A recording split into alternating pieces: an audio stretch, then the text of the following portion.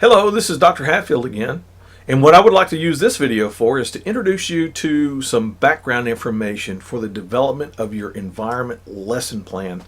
And some of the information that I'm going to be providing will include the domains of learning, which include the cognitive, the affective, and psychomotor domains. Talk just a little bit about rigor, and of course we're going to be investigating Bloom's taxonomy using Daggett's application model.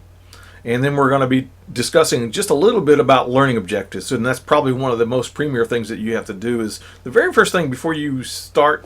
The way it's supposed to work, you're supposed to be completing action research as you go, and the ability to identify learning gaps in students. And teachers do that typically through action research. But what you're supposed to do is, in your learning objective, you're supposed to identify the learning that's going to occur or take place during that particular lesson and put it in a little brief statement at the beginning of your lesson plan. So it's really simple. It's just one little sheet that you fill out to be able to provide to the students. So let me begin here with my webpage, www.dr-hatfield.com. And if you will go to the courses link and you click on it, it should take you to this page. And on this page, you'll see the EDUC 571 learning environments link. Click on that link and it will take you here. This is very similar to the Moodle site that you're maybe familiar with. The only difference, like I said, is this may have a little more information and the Moodle site may have just the uploads that you can upload the assignments. And for this particular case, you only have one uploaded assignment. And again, let me kind of restate that you can do this as collaboratively as a group. In a group team model learning experience. And I prefer that because you learn so much more from your peers. I do. Every single time I do a course like this, I learn so much information. I don't typically remember it, but I do learn it. Well, let's begin what I'm going to be discussing today. Let me kind of cover this very quickly. We will be covering this video right here, the Domains of Learning module. We'll also be discussing Dr. Wilson's The Second Principle, which is a wonderful site. She did such an excellent job in developing and creating this website. It's so informative, so much relevant information is what I guess the better way to say it. And then we're going to be discussing rigor. And from that, and then after we do that again, we're going to be discussing the learning objectives. They're very simple tasks, and I'm going to try to get through them as quickly as I possibly can. But I think it's just so important for you to have this background knowledge and information. Let me clear the ink, and let's start with the Domains of Learning module. If you click on that link, it'll take you to this particular page. Now, if you really want to know Bloom's taxonomy, this is, I know this is kind of one of those videos that kind of choppy. I think it's one of those text-written, read-aloud type documents that people put on. But it's really informative because it tells you all about the different levels of cognitive development, which begins with knowledge and it goes all the way to the highest, which is the, in this particular case, they may have it wrong, which evaluation should be creativity. But we're going to be discussing the reason why that's changing in a minute also. But let's start, first of all, by going to the introduction, which is right here. If you click on that link, it brings up this little a quick read that kind of gives you a little bit of background information. This is one of those things that teachers are, I mean, think about it. Have you had exposure to this knowledge yet? This is the foundational level of pedagogy. So critically important to be able to know and understand this, to apply it to something as simple as creating the lesson plans or having classroom activities. Understanding the processes of learning is so critically important. Let me begin by sharing with you, first of all, there are three domains of learning. The first one is the cognitive domain, the affective domain, that's the second one, and the third one is the psychomotor domain. What I'm going to discuss today, there's all these kind of work hand in hand. They're so important to know and understand each one of these domains so that you can integrate them within the development of your lesson plans, your daily activities, everything. This is it. This is the lowest level of knowledge that you need to know as a teacher.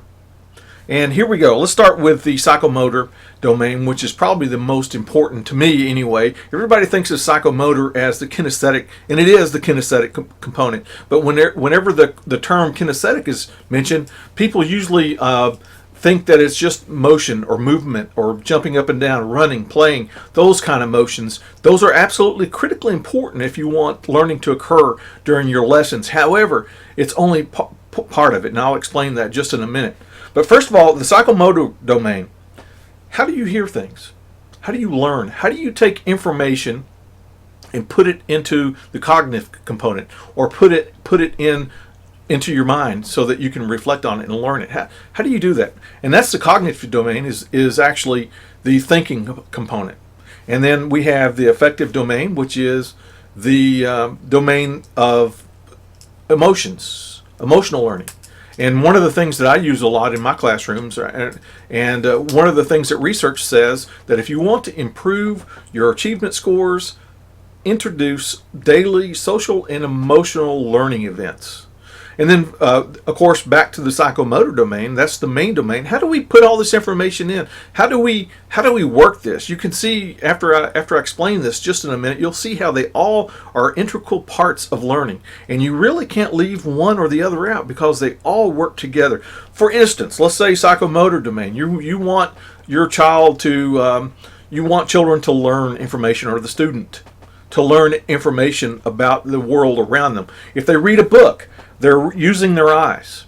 They're making a translation from the written text. And do you know how many muscles are involved in the eye to be able to read a book? And to take that information that they read out here and they put it in here into the cognitive domain, which is the memory component, the brain.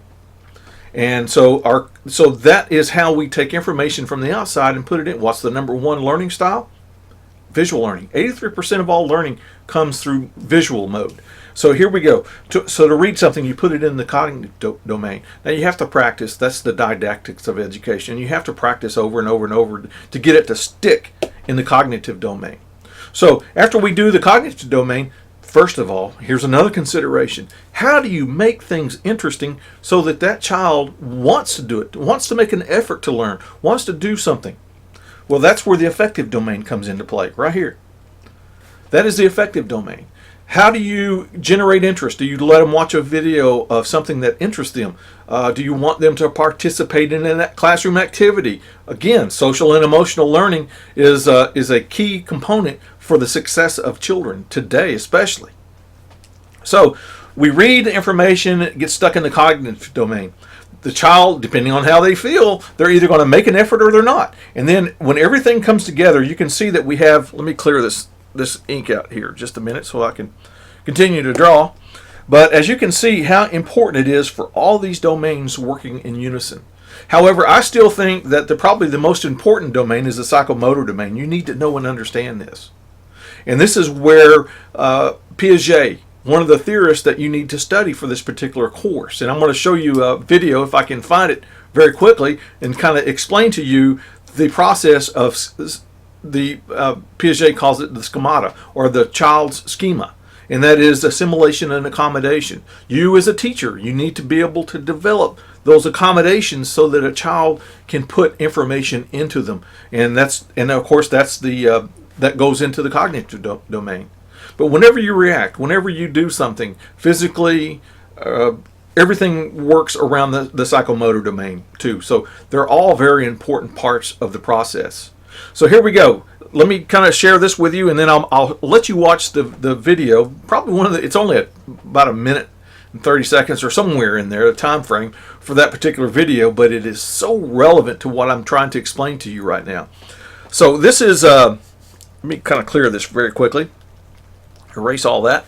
And so what we're looking for is, our goal is to get right here in this profess stage, right here. When all of these domains work together, when they all work together and start clicking, you have something that's called the profess stage, right here. And hence the term professor. And one of the videos that I want to watch is in the psychomotor domain, and the reasons why I love that is because it's the, let me go back right here. Let me clear the ink first. And if I go back to the home page, and I'm looking right here, this is the psychomotor domain. If I click on that link, it'll take me to this particular page. This video, this is a little bit longer video. This is not the one that we're going to watch, but I'm using this to make a point. But please watch this video. And this video, let me just kind of do a brief intro, and then I'll go to Piaget. It's the Victory Rose Project, and it's a process. Explains all the processes that are involved in the psychomotor domain, so that before you can, in their final product, this is project-based learning. Their final project is a demonstration of their music capabilities to an audience. So I think it's a wonderful video to watch and understand.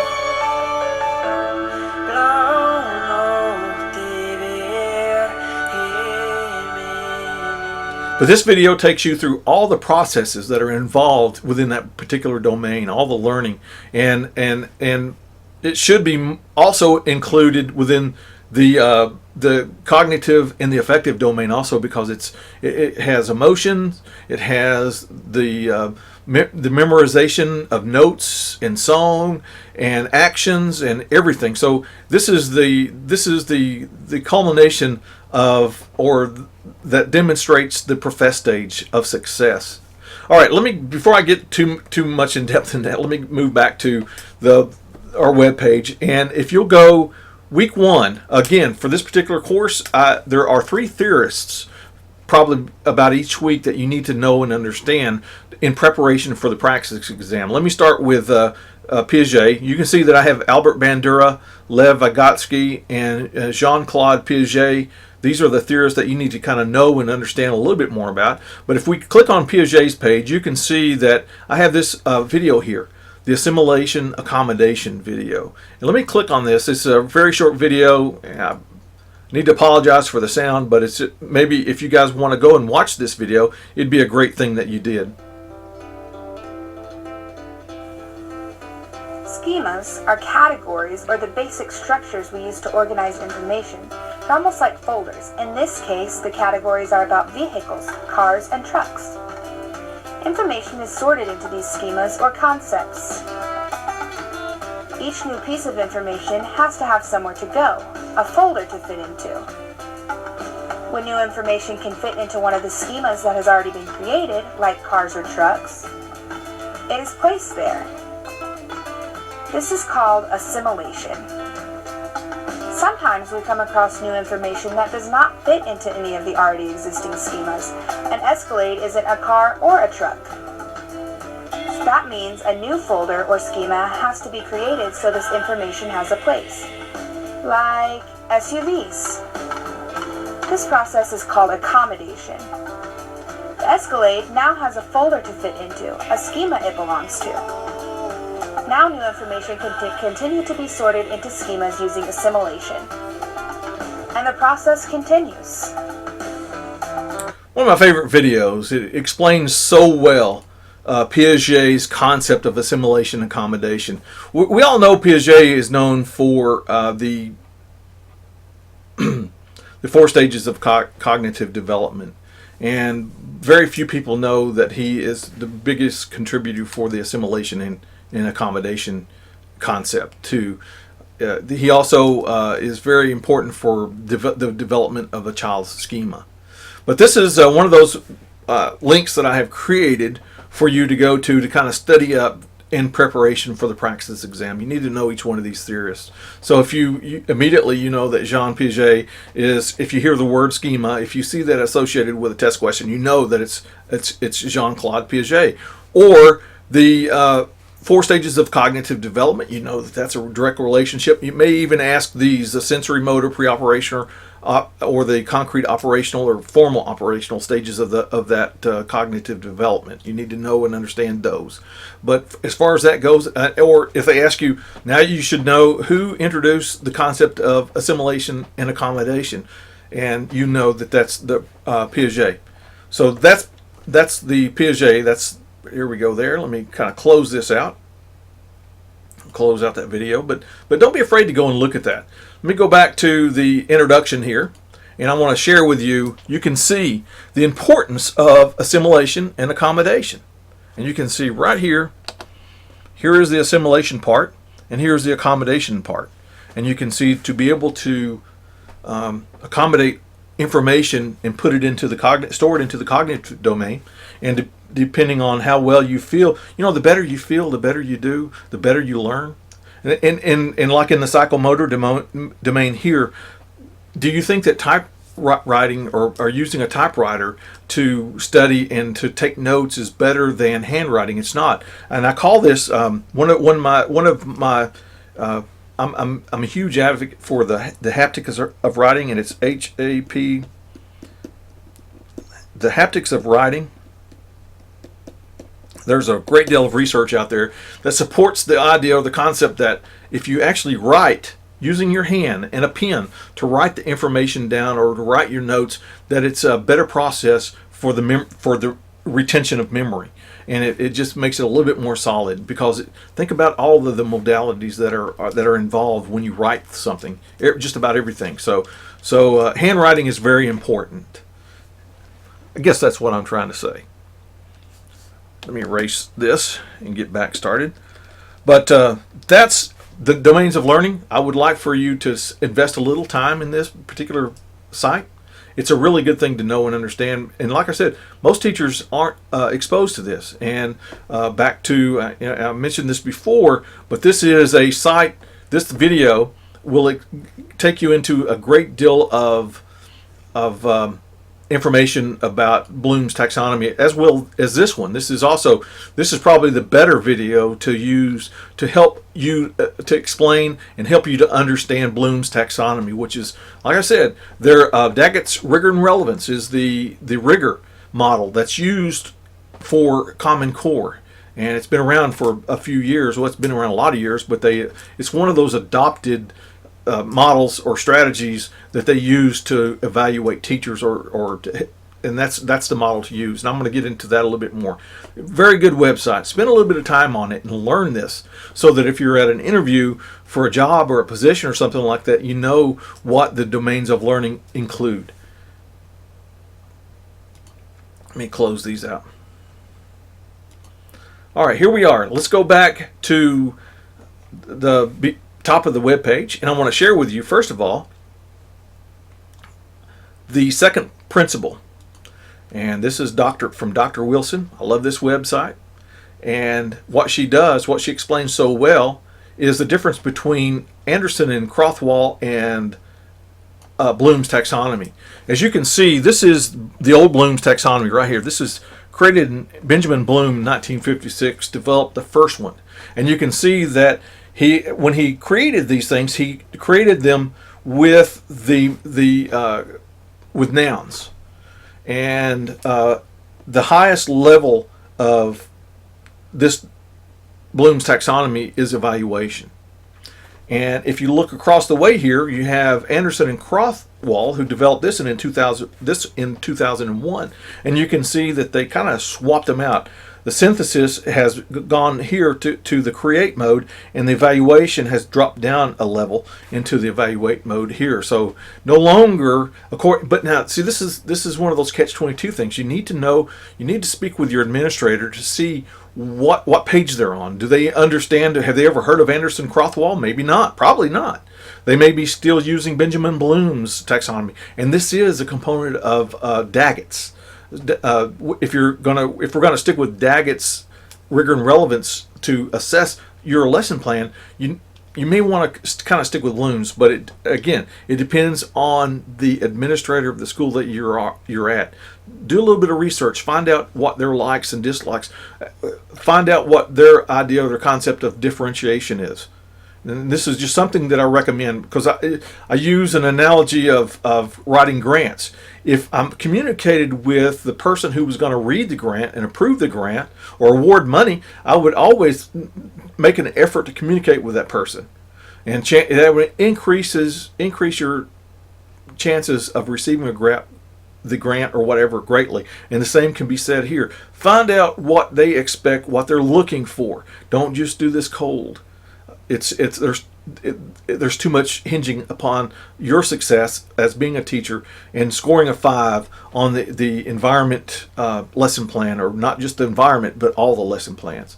But if you want to know information and to learn information, this is one of the greatest resources that that I've ever come across, because she explains things so well. You can see that the switch from a noun to an action verb form really made a difference, and I'm going to talk about something else here as well. And that is if I can find it. Let me see if I can find it. Let's move on to, I want to move on to the next level, which is the learning objectives. And let's see, rigor. Here we go.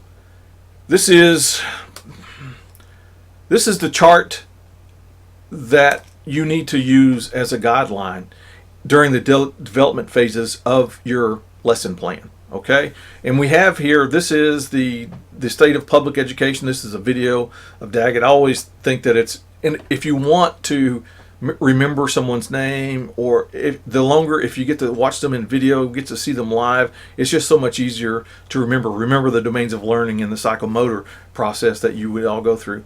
But this is achieving excellence through rigor and relevance. This is a short read that he has. This is Dr.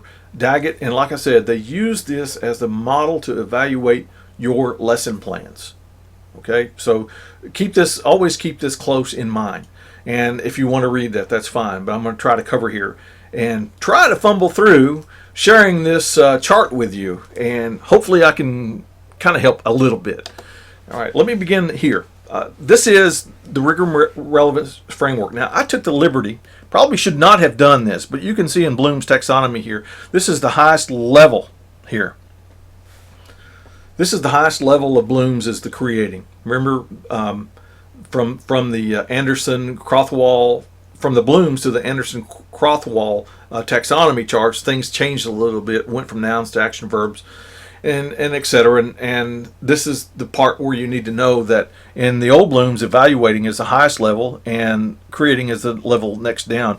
But I took the liberty of changing the chart because I think I really agree with Anderson-Crothwall more than I do Bloom's taxonomy, and in the aspect, because during the writing process, it makes it so much easier to understand rather the action verb components rather than the nouns. And the way I'm going to do that is share with you a digital Bloom's link, if I can find it. I'm going to share a digital Bloom's link with you, and it will explain things in so much greater detail. But let me say something. Let me just kind of give you an idea here. Let me clear this screen. Let me start all over again. Let's say, for instance, you're going to do a lesson plan. One of my favorites, and I know, and I use a response to literature.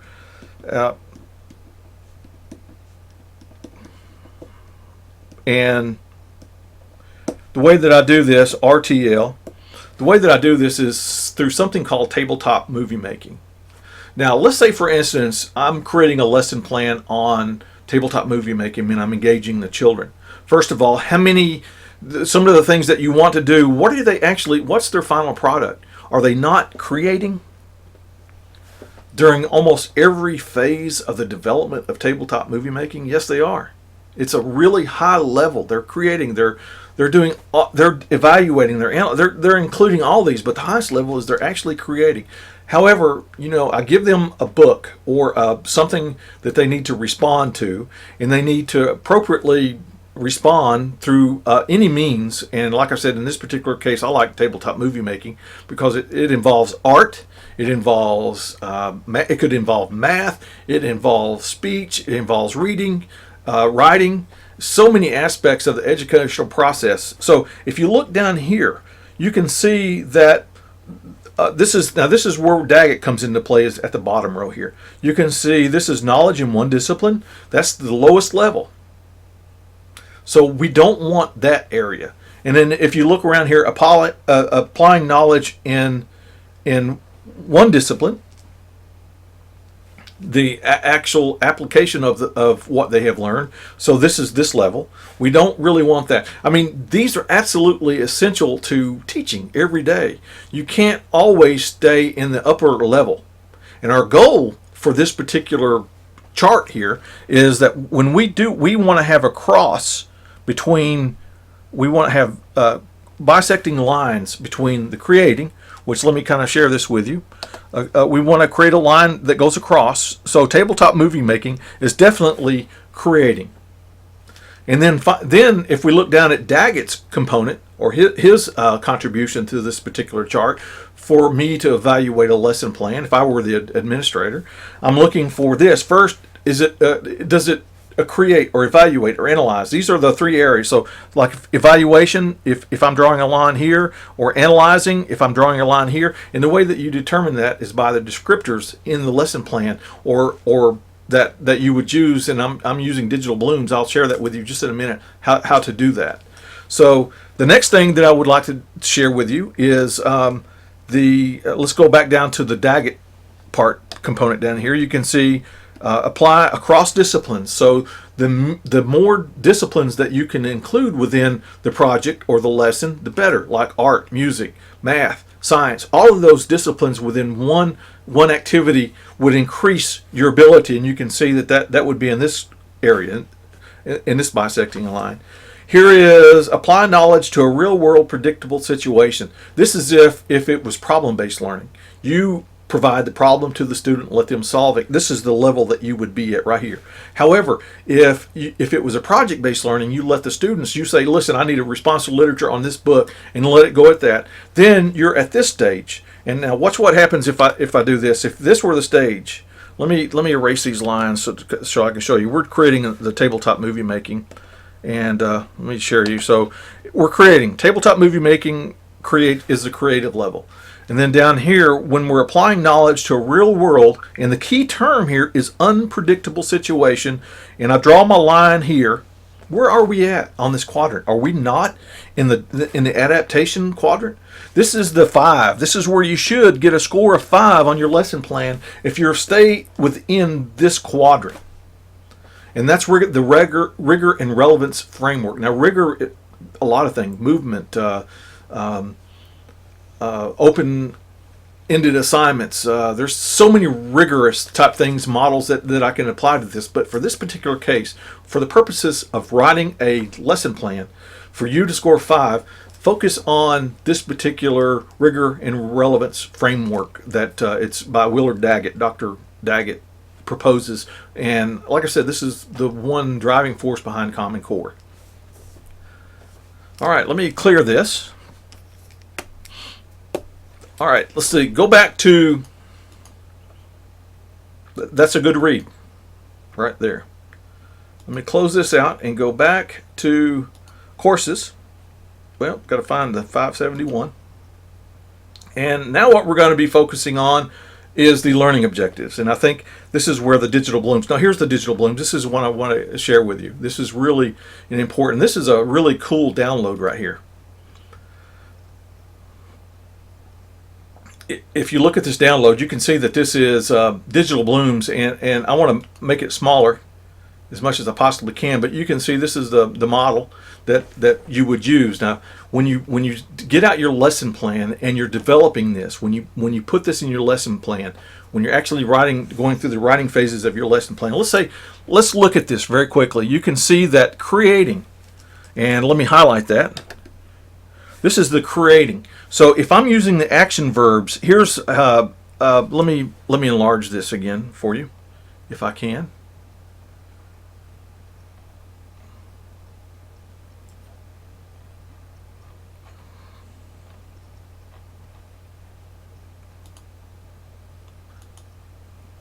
Each one of these, let me erase that very quickly. Let me kind of share this with you. Each one of these areas you can see, these represent all of Bloom's taxonomy. And of course, I think with creating being in the highest level, this is Anderson and Crothwall's concept of Bloom's taxonomy, because this is the highest, and of course evaluate is the second highest. But you can see how the confusion could come into play if you don't understand the difference between Benjamin Bloom's taxonomy and Anderson Crothwall's taxonomy. You need to be able, as an educator, you need to be able to understand that particular concept and the difference between them. But if I scroll over, you can see that each one of these applications they have, and this Digital Blooms is such a cool tool to use during the creation of your lesson plans. And here's why. You can see that here's the creating stage. Again, if I'm in tabletop movie making and I'm using the create level right here, you can see that when I'm developing my lesson plan, here's an imagine, here's a suppose, change, suggest, hypothesize, originate, produce, find. These are the words that I want to put in my lesson plan. As an evaluator, when I'm looking for these words specifically, when I look for and see these words located in your written lesson plan, I know that it falls in the create category. So what do I have to do as an administrator? I have to give you a 5 because you're at the highest level. Does that mean you can't do one and evaluate the second highest? No. You can create an evaluate one, but if I'm creating a lesson plan that I'm being evaluated on and I'm giving a heads up, an opportunity to create the lesson plan, don't you know that I'm going to make sure that I meet all the rigorous criteria for scoring a 5 on that particular lesson plan. So be careful. But this is Digital Blooms. This is a wonderful tool to use during the writing of your lesson plan. So please remember this. This is really good. So let me get to the final thing here is I have to get to the actual writing. I think it's, where is that? I'm sorry. I wonder if I'm in the right.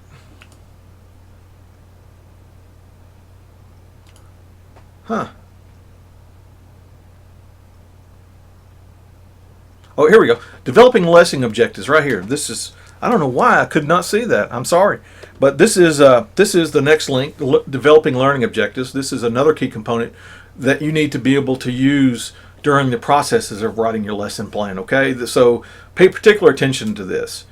Here we have, this is the performance gap. This is something that you need to do. This probably come from your research class if you have one for this program.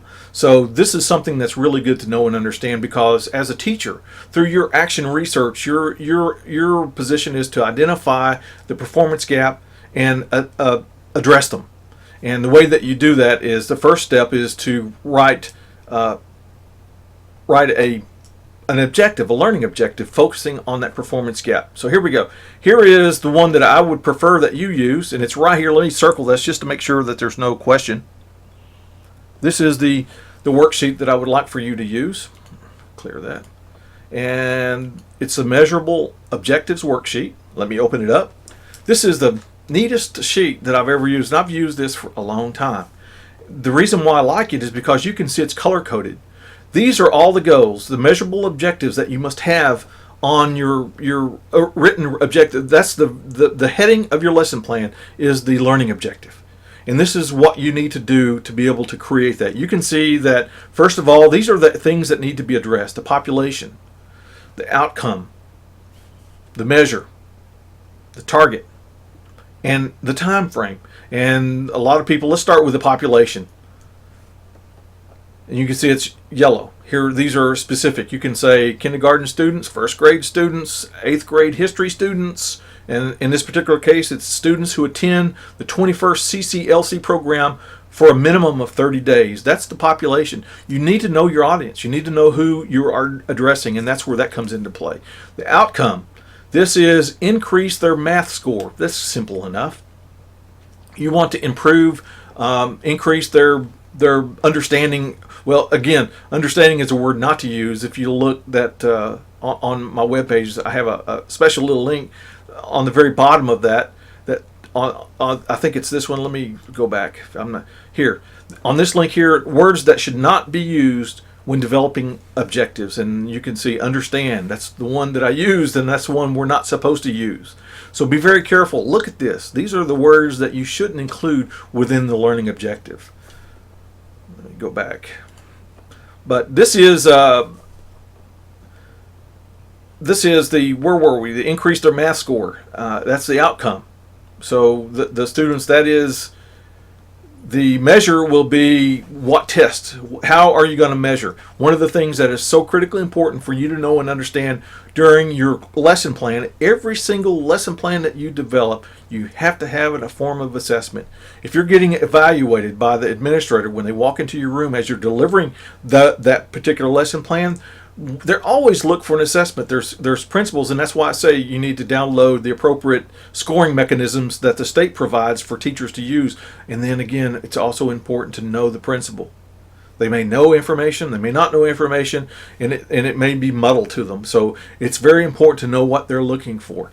Their definition of differentiation may be different than yours, and it's important what to know. It's not so much important to know your definition of differentiation as it is to know what they think it is. Even though you may be right, they need to know and understand. Okay, so here we go. This is the XYZ test, which is the target. The by at least 30 points, that's the target goal. And from fall to spring, which is time. Then time frame is kind of important. The reason why I say that is because it could be 30 minutes, it could be 45 minutes. What's the class period time? Is it something that you can complete in one lesson, in one period, class period?